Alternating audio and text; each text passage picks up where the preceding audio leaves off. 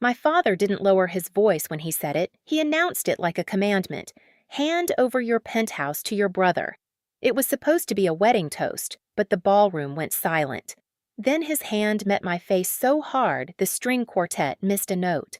200 guests watched as champagne froze midair and my cheek burned red. My mother's whisper cut sharper than the slap. You've humiliated us. I just smiled, calm, cold, certain, because right then, they didn't realize they hadn't just slapped their daughter, they'd created their biggest mistake. Before I tell you what happened next, hit like and drop a comment telling me where you're watching from. Have you ever had to stand alone against your own family? People always said my family looked perfect, and maybe we did from the outside. A father with a firm handshake and a tailored suit, a mother who never raised her voice or left the house without lipstick, a son everyone adored, even when he failed. And then there was me, the daughter who made it on her own but never quite belonged. I'm Diana Brooks, 31, a senior software architect who built my career from scratch. No family connections, no trust fund, just code, caffeine, and an iron will. While my brother Carlos was crashing one business idea after another, my parents were wiring him money, covering his messes, praising him for his ambition. When I worked double shifts to pay rent, my father said, "That's what builds character." He loved saying that, character, as if endurance was the same as love. I left home at 20, swearing I'd never ask for help again. For years, I didn't. I lived in a studio with paper-thin walls, typed until my fingers cramped, ate ramen while Carlos posted photos from Cabo. And yet, when I finally bought my penthouse, the one thing that made every sleepless night worth it, my parents barely reacted. My father only said, "It's too big for one person." I should have known that wasn't an observation. It was foreshadowing. Carlos was always the future. My parents said he had potential, even as he sank deeper into debt. Every family dinner turned into a strategy meeting about how to support his next step. My mother, Helen, smiled sweetly while maneuvering every conversation to make me feel guilty for my success. "You've always had such a strong work ethic," she'd say, slicing into her steak. "Maybe you could help your brother get on his feet." Help meant fix. Fix meant sacrifice. So when Carlos announced he was marrying Vanessa, a polished woman with an influencer smile and eyes that could size up a price tag faster than a person I played along, I showed up, smiled for photos, even gave a toast. I wanted to believe maybe this time they'd see me as part of the family, not the resource funding it. The wedding was everything they'd ever wanted: chandeliers, champagne towers, a rented orchestra. The family name finally sparkled again. I remember standing near the dance floor, clutching my glass, pretending not to notice my father's eyes on me across the room, calculating, weighing. Then he stood up, raised his glass, and made his toast. And that's when everything broke. The morning after the wedding, my cheek still throbbed. A faint outline of my father's hand lingered like a brand I couldn't wash off. The city outside moved on as if nothing had happened, traffic humming, rain tapping the glass, but something inside me had shifted. My phone wouldn't stop buzzing. Cousins, aunts, numbers I hadn't seen in years. Each message carried the same tone: disappointment disguised as concern. "You shouldn't have provoked him. He's your father. Diana, be the bigger person." Not one of them mentioned the slap. Not one asked if I was okay. Then Carlos texted, "You really ruined everything. Vanessa's furious. Mom says you owe Dad an apology." I stared at the screen, the words blurring. Then I did something I'd never done before. I blocked his number. For the next few days, silence replaced the noise. Until it didn't. On Thursday morning, someone knocked. I opened the door to find Carlos and Vanessa standing there like they'd been cast in a commercial for entitlement. Vanessa wore white jeans and held a measuring tape. Carlos had a coffee cup and that same smug smirk. "We just need a few quick measurements," he said. For what I asked, though I already knew.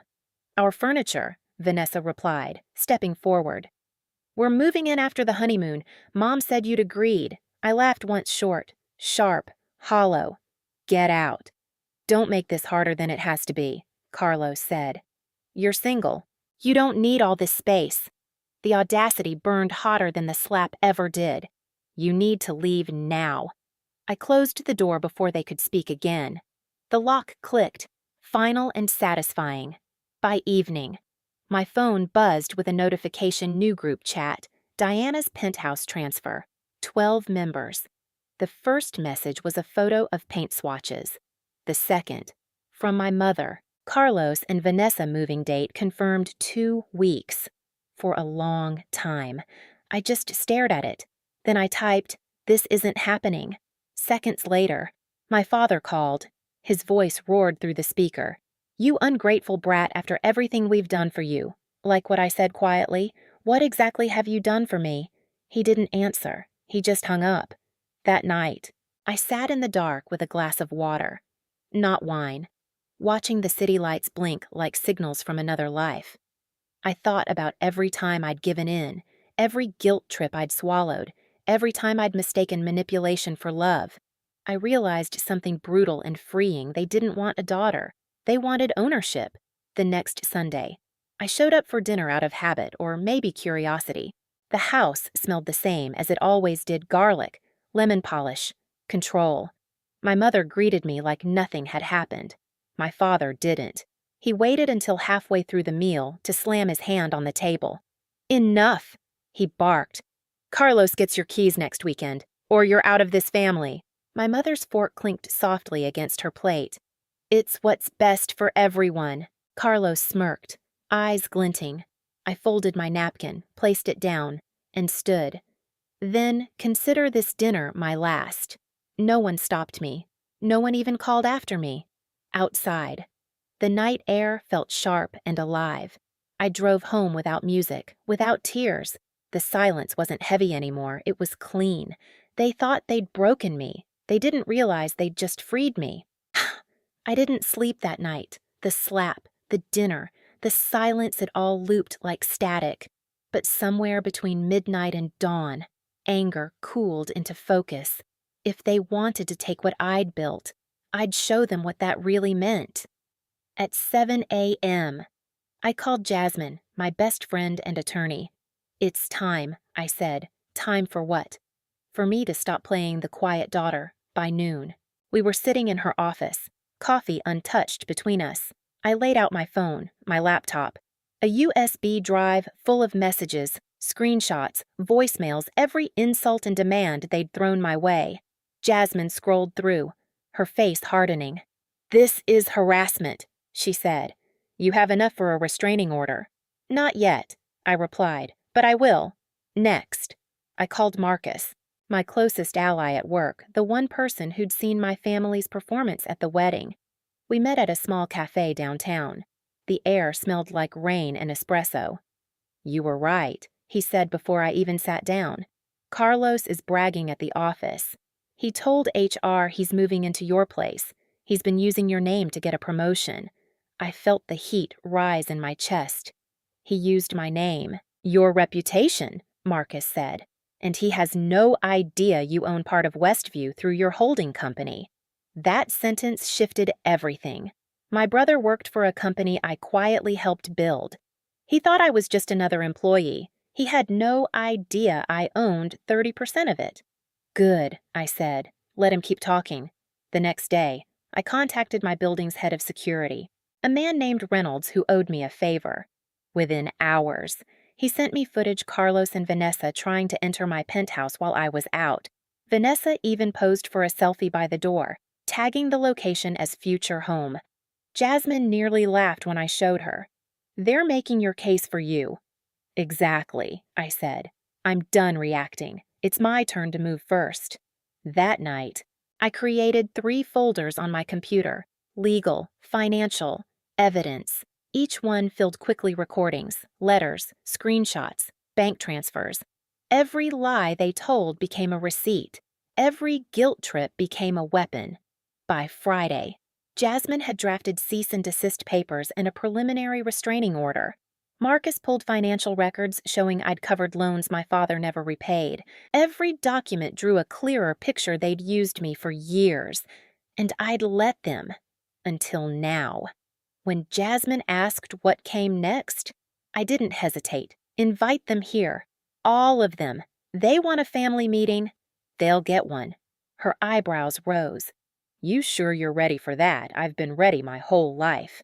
Outside, thunder rolled across the skyline. I looked out at the city from my glass walls, buildings glowing against the storm. The world I'd built without their help, and felt something settle inside me. Calm. Absolute. They thought I'd break, I said quietly, but I was just getting started. Friday came with rain, the kind that blurred the skyline and made the whole city hum. I wore a white blouse, black slacks, hair pulled low, calm, controlled, unshakable. At exactly 7 p.m., the doorbell rang. Through the glass, I saw umbrellas, formal coats, and familiar faces already set in scorn. My father stood front and center with a manila envelope. My mother clutched paint swatches like this was still about decor. Carlos, smug as ever, held his phone, probably recording his victory. I opened the door and stepped aside. Come in. They filed through the hall, shaking off rain, murmuring about the view. My father looked around, nodding. You've done well for yourself, he said. Now it's time to do right by your family. Funny, I said. I thought right and wrong were the same for everyone. I gestured toward the dining area. 4 people waited behind me. Jasmine, Marcus, my financial advisor, and Reynolds, head of security. They looked sharp, quiet, professional. The atmosphere changed. My father's smile vanished. What is this family meeting? I said. You wanted one. My mother's voice turned sugar-sweet. Diana, we didn't mean for things to get ugly. Just sign the transfer papers so we can move forward. Of course, I replied, handing her a blue folder. Start by reading this. They opened it, pages of ownership documents, deeds, corporate filings. My father frowned. What is this nonsense proof? I said evenly. That this isn't just my penthouse. I own the building, and 30% of Westview, the company that employs your son. Carlos froze, his expression flickering from arrogance to panic. You're lying. Marcus stepped forward. Not lying, confirmed through SEC filings and HR records. She's your boss's boss. The color drained from my brother's face. My father's fists tightened. You think this scares me? Jasmine pressed play on her phone. The room filled with my father's recorded voice, his shouting, his threats, my mother's cold commands, every syllable sharp and undeniable. This recording, Jasmine said, is already filed with the court along with a restraining order. My mother's lips trembled. You wouldn't do that to your own family. You did it to yourselves. I answered. For a moment, the only sound was the rain. I watched them, all 3 of them, realize the power balance had shifted forever. Carlos lunged forward, face twisted. You think you're better than us. Reynolds stepped in front of me. Calm but firm. Sir, I'd suggest you leave. I didn't flinch. I looked at my father. You called me ungrateful, but I paid your mortgage, your debts, and your son's tuition. You drained me dry and still called it love. He swallowed hard. We're family. No, I said quietly. We're a pattern I just broke. I opened the door. You'll all leave now. If you contact me again, everything in those folders becomes public. Carlos, your company, will know the full story. Mom, your friends will know what you did. Dad, your reputation will vanish faster than you can rebuild it. My mother's mascara streaked. My father's shoulders slumped. Carlos glared, but the fight was gone. One by one. They walked out into the rain. Vanessa lingered at the doorway, eyes soft. I didn't know, she whispered. I'm sorry. I nodded once, then start being different. When the elevator doors closed, I stood still, breathing in the sound of thunder rolling over glass. Jasmine touched my arm. You okay? I'm finally fine, I said. We watched the rain streak down the windows, washing away the last traces of them. The storm outside was loud, but inside, it was silent, clean, earned. Mine. They thought they could control me. They didn't realize they'd just taught me how to win. The next morning, the city gleamed like it had been scrubbed clean overnight. I woke up to sunlight instead of tension, quiet instead of chaos. My phone lay face down on the counter, no calls, no guilt, no manipulation waiting behind a glowing screen. Jasmine called around noon. "Restraining orders approved," she said. "They can't come near you or contact you again." I let out a breath I hadn't realized I'd been holding. "Then I guess it's finally over." "It's over," she confirmed. News traveled fast. By midweek, Carlos had been terminated. HR discovered he'd falsified records, used my name, and shared confidential information. Marcus texted, "He's out for good." My parents stayed silent, but their absence felt lighter than any apology ever could.